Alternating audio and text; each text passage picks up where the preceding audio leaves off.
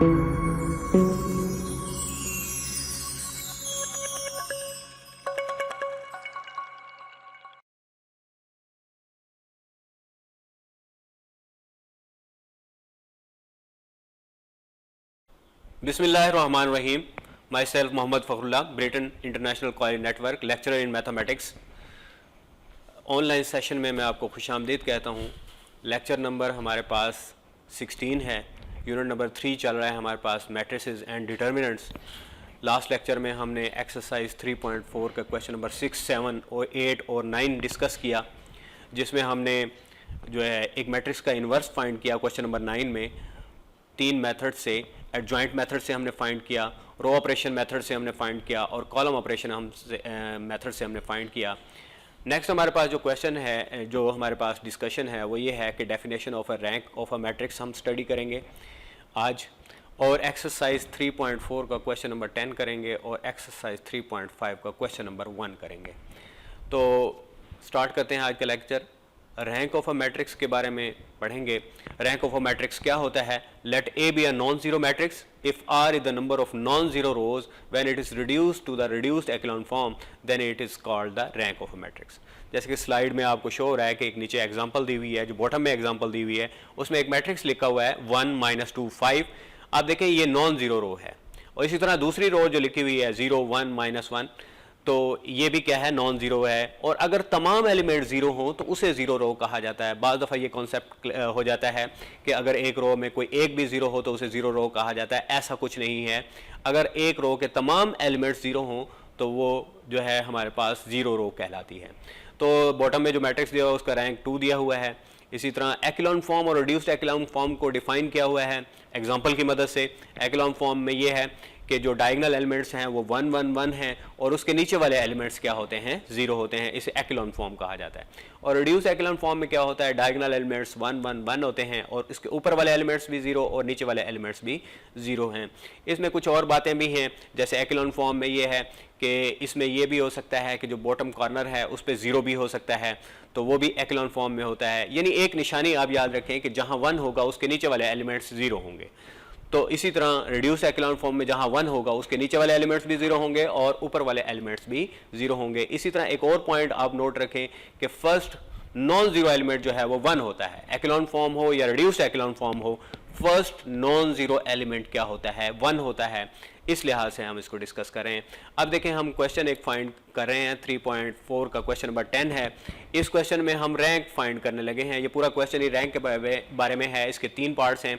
तो पहला पार्ट हम कर रहे हैं, मैट्रिक्स दिया हुआ है, रैंक फाइंड करने के लिए आप इसको एक्लॉन फॉर्म में चेंज करेंगे। एक्लॉन फॉर्म क्या है कि डायगोनल एलिमेंट्स क्या होने चाहिए? 1 1 1 होने चाहिए और उसके नीचे वाले एलिमेंट्स क्या होने चाहिए? जीरो होने चाहिए।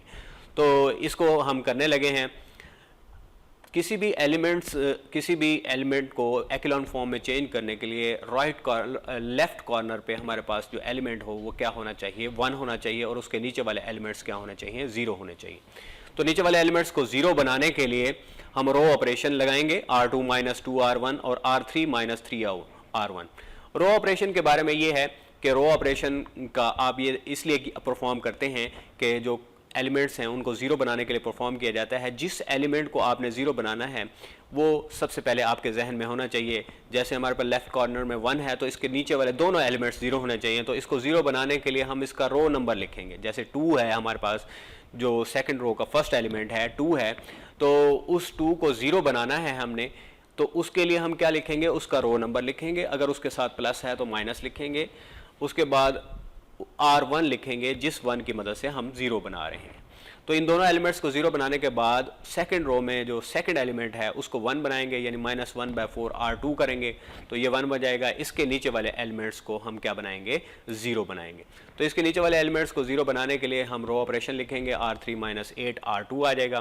तो ये हमारे पास ज़ीरो आ जाएगा। उसके बाद जो है एलिमेंट्स ज़ीरो हो जाएगा। उसके बाद जो नेक्स्ट एलिमेंट है वो हमने 1 बनाना है, तो उसको 1 बनाने के लिए -1/8 R3 करेंगे। ये क्या हो जाएगी? एक्लॉन फॉर्म हो जाएगी। जब आप एक्लॉन फॉर्म में देखेंगे नंबर ऑफ नॉन जीरो रोज तो वो क्या है? 3 है, इसीलिए इसका रैंक क्या होगा? 3 होगा। नेक्स्ट देखें, इसी क्वेश्चन 10 का पार्ट नंबर 2 है, 1 माइनस 4 माइनस 7, 2 माइनस 5, 1, 1 माइनस 2, 3। ये बहुत इंपॉर्टेंट है क्वेश्चन रैंक फाइंड करने के लिए। इसमें लेफ्ट कॉर्नर पे जो 1 है, इसके नीचे वाले तीनों एलिमेंट्स क्या होने चाहिए? 0 होने चाहिए। तो इनको 0 बनाने के लिए हम रो ऑपरेशन अप्लाई कर रहे हैं, R2 minus 2R1, R3 minus R1, R4 minus. 0 बनाने के बारे में हम ऑलरेडी डिस्कस कर चुके हैं एक्सरसाइज 3.3 क्वेश्चन नंबर 7 में हमने ये तमाम प्रोसेस तफसीलन बयान किया था। अगर आपने वो लेक्चर नहीं सुना तो आप उस लेक्चर को सुन लें। एक्सरसाइज 3.3 क्वेश्चन नंबर 7 में ये प्रोसेस कम्प्लीटली डिस्कस्ड हो चुका है। तो उसी लिहाज से हम इसको 0 बना रहे हैं। R2 minus 2R1, R3 minus R1, R4 minus 3R1, इसको हम 0 बनाएंगे। उसके बाद जो है हमारे पास सेकंड रो में सेकंड एलिमेंट है वो क्या होना चाहिए, यानी डायगोनल एलिमेंट्स क्या होने चाहिए? 1 होने चाहिए। तो डायगोनल एलिमेंट्स को 1 बनाने के लिए हम 1/3 R2 करेंगे। उसके बाद हम 1 के नीचे वाले एलिमेंट्स को 0 बनाएंगे। उसके लिए हम रो ऑपरेशन लिखेंगे। जब हम 0 बना रहे होंगे तो हमारे पास तमाम एलिमेंट्स ही 0 हो जाएंगे। इस तरह नंबर ऑफ नॉन ज़ीरो रोज़ क्या हो जाएंगी? 2 हो जाएंगी, और रैंक इसका क्या हो जाएगा? 2 हो जाएगा। इसका इसी क्वेश्चन का part number 3 left hand exercise for you. उसके बाद देखें एक्सरसाइज 3.5 स्टार्ट करते हैं। इसमें हमारे पास क्वेश्चन दिया हुआ है, क्रैमर रूल की मदद से हमने इसको सॉल्व करना है। तो क्रैमर रूल से सॉल्व करने का बड़ा आसान तरीका है। सबसे पहले आपके पास जो सिस्टम ऑफ इक्वेशंस दिया हुआ है उस सिस्टम ऑफ इक्वेशंस को लिखेंगे और उसको मैट्रिक्स फॉर्म में लिखेंगे। मैट्रिक्स फॉर्म में लिखने के बाद मैट्रिक्स फॉर्म में लिखने का तरीका यह होता है कि जो कोफिशिएंट्स हैं उनका एक अलग से मैट्रिक्स बनाएंगे और साथ में एक्स वाई जेड, और जो राइट हैंड साइड पे है उसको एक अलग से मैट्रिक्स बनाएंगे। जो हमारे पास कोफिशिएंट मैट्रिक्स है ए, उसको नाम देंगे, वो हमारे पास क्या है, और दूसरे मैट्रिक्स को x का नाम देंगे और तीसरे मैट्रिक्स को b का नाम देंगे। यहाँ पे सबसे पहले हम a डिटर्मिनेंट फाइंड करेंगे। a डिटर्मिनेंट फाइंड करने के लिए हम एक्सपेंडिंग बाय r1 करेंगे। एक्सपेंडिंग बाय r1 करने के बाद जो है हम इसका आंसर जो है वो 27 आ रहा है, which is not equal to 0। इसका मतलब है सोल्यूशन क्या करता है? पॉसिबल है। तो a mod is equal to 27 आ जाएगा। जो डिटर्मिनेंट ऑफ a फाइंड करने का तरीका है वो एक्सरसाइज 3.3 क्वेश्चन नंबर 1 में हमने डिटेल में डिस्कस किया है। तो अगर आपने वो लेक्चर नहीं देखा तो आप वो लेक्चर देख लें, जिससे आपको डिटर्मिनेंट का पता चल जाएगा डिटर्मिनेंट किस तरह फाइंड किया जाता है। उसके बाद देखें हमारे पास जो है नेक्स्ट जो हमने A1 किया है वो A1 किस तरह लिखा गया है। तो A1 को देखें, आपने इस तरह लिखा है कि पहले कॉलम की जगह B मैट्रिक्स को हमने लिख दिया है।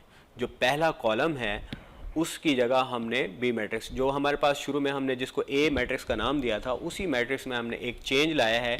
जो बी मैट्रिक्स हमारे पास गिवन था जिसमें सिर्फ एक ही कॉलम था, उस कॉलम को हमने ए मैट्रिक्स में कॉलम 1 की जगह पे लिख दिया और बाकी दोनों कॉलम सेम रखे, और उसी तरह डिटर्मिनेंट हमने फाइंड किया। इसका डिटर्मिनेंट फाइंड करने के बाद इसका आंसर भी हमारे पास क्या आया? 27 आया। यहाँ से हम x की वैल्यू फाइंड कर लेंगे। x की वैल्यू का फार्मूला यहाँ पे लिखा हुआ है a1 determinant over a determinant, यानी 27 over 27 which is equal to 1 आ जाएगा। इसी तरह नेक्स्ट हमारे पास क्या है? a2 करेंगे। a2 में हम ये करेंगे कि जो हमने कॉलम यहाँ पे सेकेंड कॉलम है उस कॉलम में बी मैट्रिक्स को लिख देंगे 3 1 2। तो उसके बाद डिटर्मिनेंट इसका फाइंड करेंगे। डिटर्मिनेंट फाइंड करने के बाद जो है इसका आंसर जो है हमारे पास क्या आ जाएगा? 0 आ जाएगा। इससे y की वैल्यू फाइंड करेंगे। y की वैल्यू का फार्मूला है a2 determinant over a determinant, यानी हमारे पास 0 ओवर 27, तो इसका आंसर 0 आ जाएगा। इसी तरह हम a3 करेंगे। a3 डिटर्मिनेंट किस तरह फाइंड आउट करेंगे कि जो हमारे पास गिवन a मैट्रिक्स है जिसको हमने लेट किया है a के इक्वल, उसमें b मैट्रिक्स को थर्ड कॉलम की जगह पे लिख देंगे। तो थर्ड कॉलम में लिखने के बाद जो है हम इसका डिटर्मिनेंट फाइंड कर लेंगे। डिटर्मिनेंट फाइंड करने के बाद हम z की वैल्यू फाइंड कर लेंगे। एंड पे आप आंसर को लिख देंगे x is equal to 1, y is equal to 0 and z is equal to 1 हमारे पास आ जाएगा। इसी तरह इसका पार्ट नंबर 2 है। सेम मेथड से हमने इसको किया है। पार्ट नंबर 2 को a की वैल्यू दी, x की वैल्यू, b की वैल्यू दी, उसके बाद डिटर्मिनेंट ऑफ a फाइंड किया। डिटर्मिनेंट ऑफ a जो है हमारे पास यहाँ पे -15 के बराबर आ गया। उसके बाद हमने a1, a2 और a3 ये सारी वैल्यूज़ हमने फाइंड की। a1 में क्या किया जाता है? a1 में हम ये करते हैं कि जो b मैट्रिक्स है उसको फर्स्ट कॉलम की जगह लिखते हैं और उससे a1 डिटर्मिनेंट फाइंड करते हैं।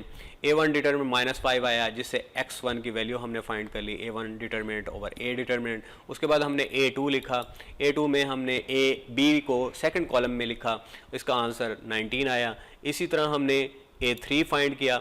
A3 में हमारे पास जो है आंसर -46 आया और तीनों डिटर्मिनेंट्स को हमने डिवाइड करके x1, x2 और x3 की वैल्यूज़ निकाली और ये हमारे पास क्वेश्चन नंबर 1 का पार्ट 2 था। इसी तरह क्वेश्चन नंबर 1 का पार्ट 3 है 3.5 एक्सरसाइज में। ग्रामर रूल बहुत इंपॉर्टेंट है, लॉन्ग क्वेश्चन में बहुत दफ़ा 5 ईयर पेपर्स में आया हुआ है, तो इसको आप अच्छे तरीके से करें।